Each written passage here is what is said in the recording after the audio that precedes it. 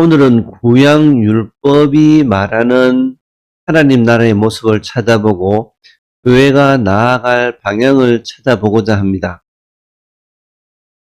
구약율법의 구조 속에는 하나님과 동행하는 삶을 만드는 언약적 세팅이 숨어 있습니다.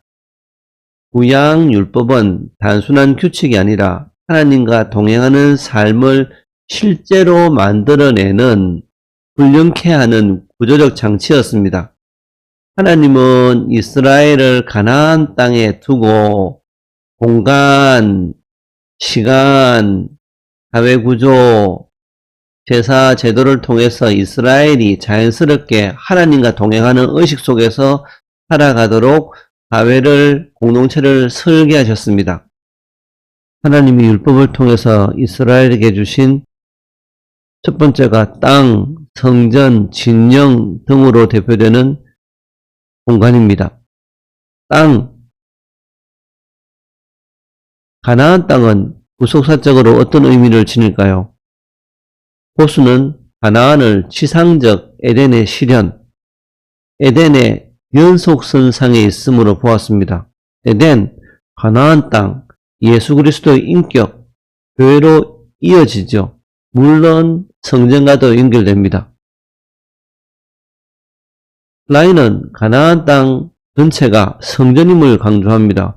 성전은 하나님의 임재의 공간으로 하나님은 성전에 앉아 계시는 분이 아니라 에덴 동산을 거니시며 아담과 동행하시고 에녹과 함께 인생을 거니시며 동행하시고 세세의 장막에 거하시는 분으로서 아브라함과 이삭과 야곱의 텐트 가운데 거하셨고 야곱이 어디를 가든지 애굽으로 가셔도 함께 하신 분이고 출애굽 이후 광야 백성들의 텐트 진영 가운데 거하시는 분이었고 바벨론으로 잡혀가자 그곳까지 가셔서 성전이 되어주신 참 목자, 계시록에서는 촛대 가운데 거하시는 신약 성도들의 심령에 거하시는 분으로 나타납니다. 가나안 땅이 에덴의 연장선상에 있고 가나안 땅이 에덴의 연장선상에 있다면 당연히 성전적 공간이기 때문에 이스라엘은 가나안 땅 어디에 거하든지 성전 공간에 사는 구조입니다. 이 공간에서 인간은 자신의 삶 전체를 하나님의 임재 아래 놓여 있다고 인식을 하고 살아갑니다. 가나안은 하나님의 땅이다. 나는 이 땅에서 손님이고 나그네이고 행인이며 하나님의 주인이다. 라는 말씀을 통해서 하나님은 자연스럽게 부의 무한 확장 금지, 기업 매매 금지, 인연의 사회적, 경제적 리셋 같은 경제구조를 만드셨습니다. 하나님이 율법을 통해서 이스라엘 가운데 두신 두 번째 구조가 시간이겠죠. 하나님은 안식일, 안식년, 희년 등의 구조와 다양한 절기를 만드셔서 인생 전체의 시간이 거룩한 시간, 하나님이 통치하는 구조로 만드셨습니다. 안식일, 일주일마다 하나님의 주권을 기억하게 하셨고요. 안식일이 되면 인간은 창조, 자유, 언약 등을 생각할 수밖에 없었습니다. 어거스틴은 정욕적 시간으로부터 해방이라고 말을 했습니다. 두 번째, 시간 구조의 두 번째 안식년. 안식년이 되면은 채무를 면제하고 땅을 쉬게 하고 동을 자유케 했는데 이것은 경제적 사회적 리셋에 속하겠죠. 켈빈은 하나님 백성에게 절대적 소유권이 없음을 상기시키는 은혜 교육으로 안식년을 받습니다. 시간 구조의 세 번째 희년. 희년이 되면은 기업이 원래 소유자에게 돌아갑니다. 부동산이 누적되는 것을 막고 빈부격차가 영구화되는 것을 막는 것이 희년이죠. 도르다는 희년을 천지를 새롭게 하시는 하나님의 작은 재창조로 보았습니다. 시간은 내 것이 아니고 부와 생산성이 목표가 절대화가 될 수 없고 실물을 통해서 하나님을 주인으로 인정하는 하나님이 원하는 삶을 살아갈 수밖에 없는 그런 구조를 만드셨죠. 하나님 만드신 세 번째 구조가 사회 구조입니다. 첫 번째가 기업. 하나님께서 가족의 수에 따라서 땅을 주셨지요. 그리고 그것을 계속해서 자손들에게 유산으로, 기업으로 돌아가게 하셨습니다. 기업 제도는 하나님이 땅의 주권을 가지고 계시고 가족 단위를 하나님 나라의 가장 작은 단위로 유지하게 하신 구조였습니다. 그래서 보수는 언약 공동체의 기본 셀을 가족, 기업으로 보았습니다. 하나님께서 각 가정에 기업을 주심으로 인해서 다음 사항들이 방지가 됩니다. 첫 번째, 경제적 지배층 형성. 두 번째, 땅 권력이 특정 가문에 독점되는 것. 세 번째, 가난한 자녀 세대가 신앙이, 정체성이 붕괴되는 것을 막을 수 있게 하셨습니다. 오늘날 신약 성도들이 부를 무한하게 축적하고 싶고 부자가 되고 싶고 그런 것들에 대해서 한번 생각해 볼 필요가 있죠. 부의 축적이 인생의 목표가 아니다. 하나님 만드신 사회구조 두 번째는 고엘제도입니다. 신족 구속자. 고엘은 단순하게 가족 책임이 아니라 하나님의 구속 행위를 드러내는 언약적 상징입니다.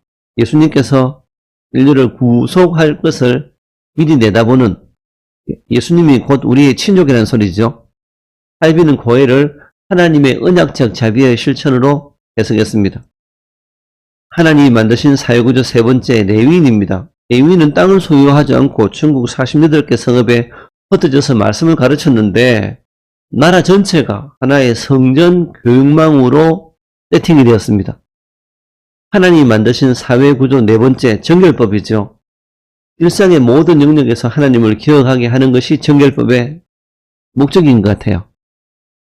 음식, 신체, 거주, 제사 등 삶의 모든 영역에 있어서 하나님의 뜻이 어디에 있는가를 판단을 하고 기억을 하고 그대로 살기에 노력을 하는 감각적 훈련이 있다고 이야기를 합니다. 에피는 성화의 외형적 훈련이 정결법의 의미라고 이야기를 합니다.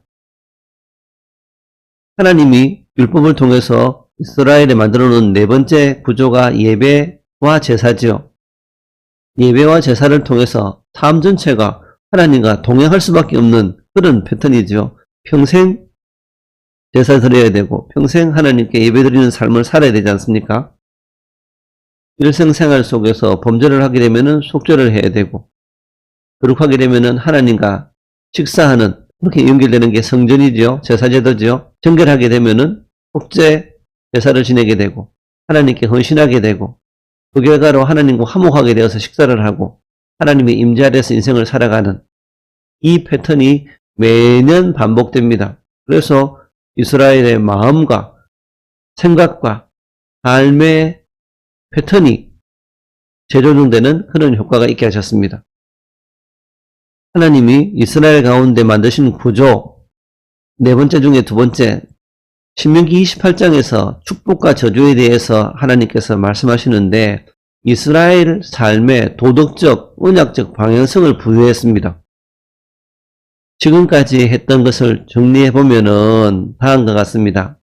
구약시대의 율법은 다음과 같은 삶의 구조를 통해서 성도들을 어떤 구조 속에 넣어서 하나님과 동행하는 그런 의식과 삶의 패턴을 만들어낸다.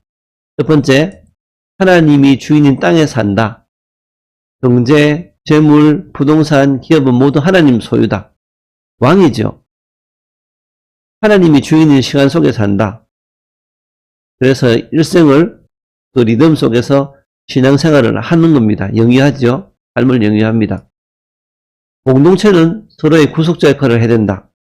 가족은 레위인은 고엘이 서로 책임을 지는 구조를 통해서 서로가 구속자 역할을 하도록 하나님께서 구조화시켰습니다.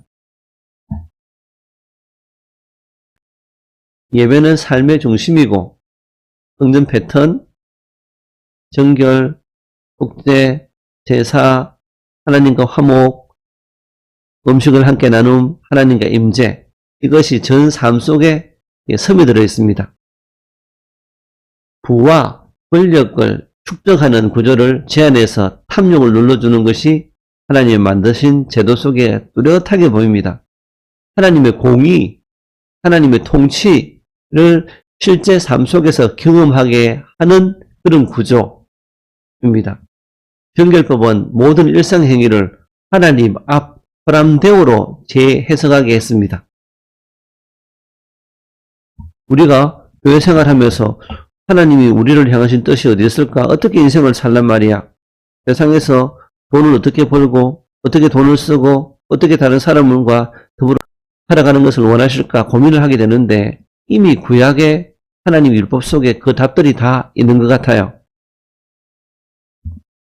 구약율법은 하나님과 동행하는 인간 구조를 만드는, 사회 구조를 만드는, 공동체 구조를 만드는 거룩한 세팅입니다.